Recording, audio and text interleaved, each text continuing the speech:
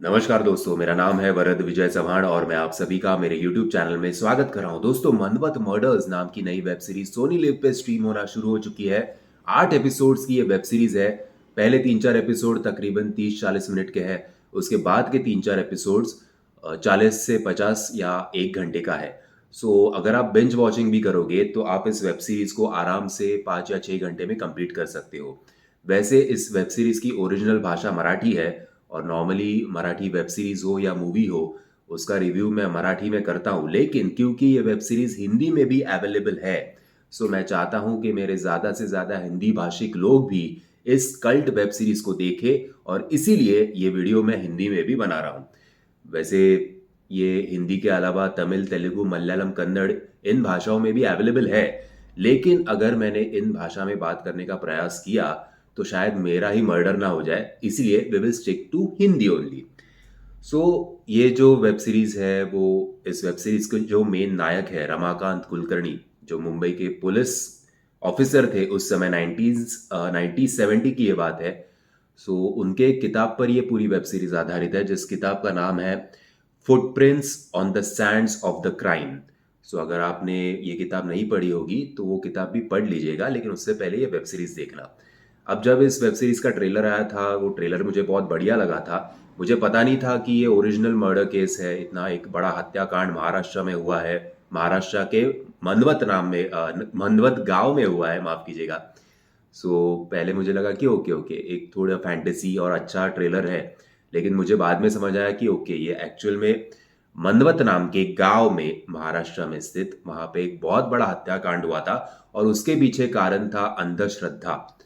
तो मैं 90s का बच्चा हूँ, तो मुझे लेट टू लेट हमारे पूना में 1980s में जोशी अभ्यंकर मर्डर केस हुआ था उसके बारे में ही पता था, लेकिन 1970s के इतने बड़े कांड के बारे में नहीं पता, जहाँ पे कई सारी औरतों को, ये चाहे वो बालिग हो या नाबालिग हो, उन्हें कुल्हाड़ी से मारा गया था। और उसके पीछे कारण क्या था? तो अंधश्रद्धा, काला जादू। टू बी एग्जैक्ट अगर आपको जानना होगा तो प्लीज मैं आपको विनती करूंगा कि ये वेब सीरीज देखिए कि क्यों बड़ा इतना हत्याकांड हुआ।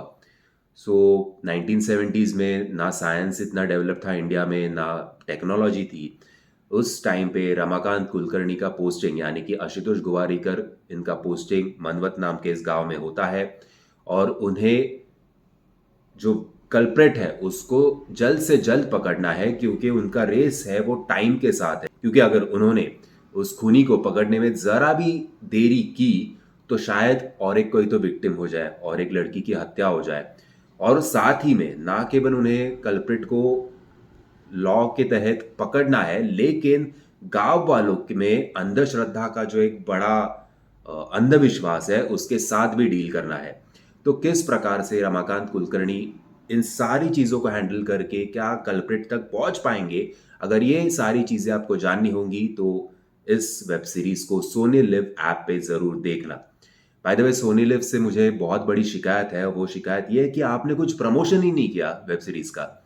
आपने सिर्फ यूट्यूब पे एक ट्रेलर छोड़ दिया और उसके बाद कुछ प्रमोशन नहीं, कुछ नहीं कुछ नहीं। इतना कम प्रमोशन तो मराठी जो फिल्म मेकर्स है वो भी अपने फिल्म को लेके इतना ये नहीं रहते। थोड़ा तो कुछ एटलीस्ट प्रमोशन करते हैं, एटलीस्ट जो यूट्यूब के बड़े बड़े चैनल्स है वहां पे तो जाके इंटरव्यू देते हैं। आपने तो वो भी नहीं किया।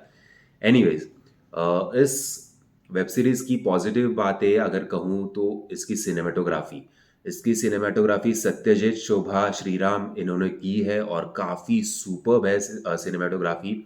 आप एक्चुअली उस एटमॉस्फेयर में खो जाते हो। साथ ही में जो बीजीएम साकेत कानेटकर जी ने दिया है, बीजीएम म्यूजिक, वो सारा सुपर्ब है। काफ़ी इंटेंस है, बीच बीच में थोड़ी आपकी रूह कांप भी जाएगी वो बीजीएम सुन के।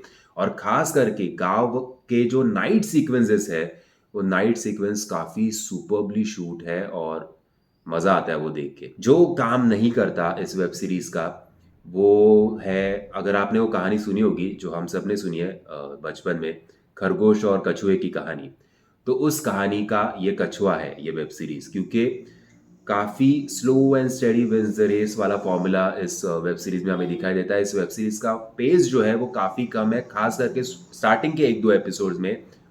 3 चौथे तक, ओके, चौथे एपिसोड तक आहिस्ते आहिस्ते ये कहानी जो है ये वेब सीरीज पिकअप करती है। वेब सीरीज के जो डायरेक्टर है उन्होंने बुल्स आय हिट किया है, जिनका नाम है आशीष बेंडे। सो उनके लिए काफ़ी, और मेरी तरफ से तो मैं आपको हाईली रिकमेंड करूंगा कि इस वेब सीरीज को बिल्कुल भी मिस मत करना। काफी समय बाद एक ऐसे जॉनर की एक वेब सीरीज आई है।